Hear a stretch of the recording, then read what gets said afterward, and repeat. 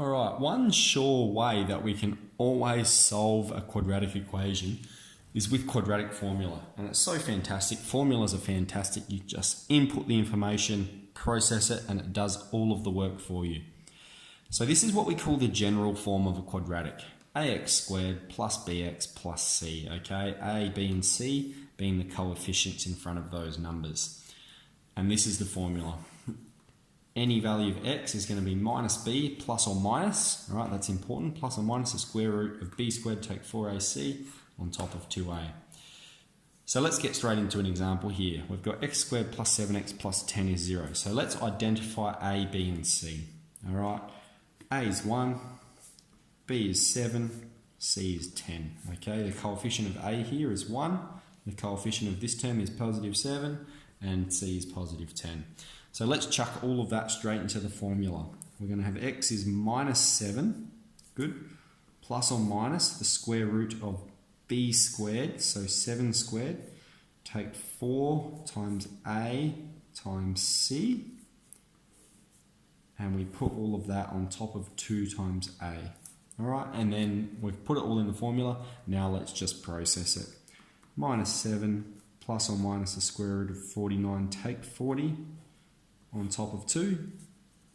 That's minus 7 plus or minus the square root of 9 on 2.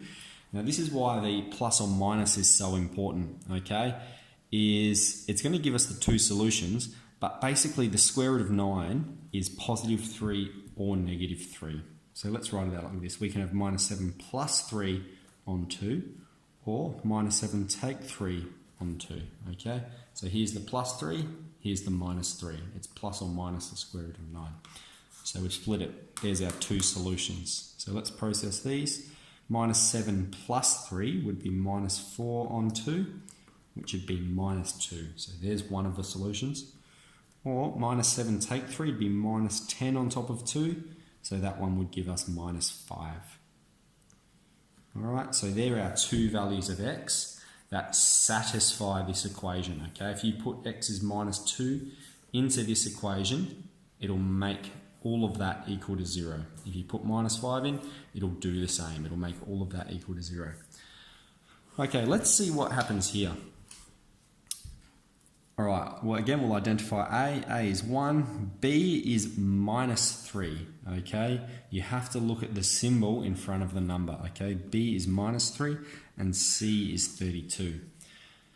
So if we're going to put this into the equation, we're going to have x is minus b, so it's going to be negative 3, okay? Minus b, remember b is minus 3, plus or minus the square root of b squared, so it's minus 3 in brackets squared, take away 4 times 1 times 32, 4ac on top of 2a, 2 times 1.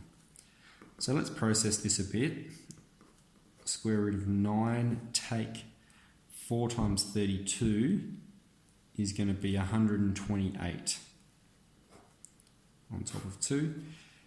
3 plus or minus the square root of minus 119.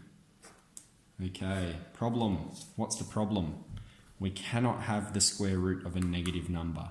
Okay, so there is no values of x that satisfy this equation. There's no solutions.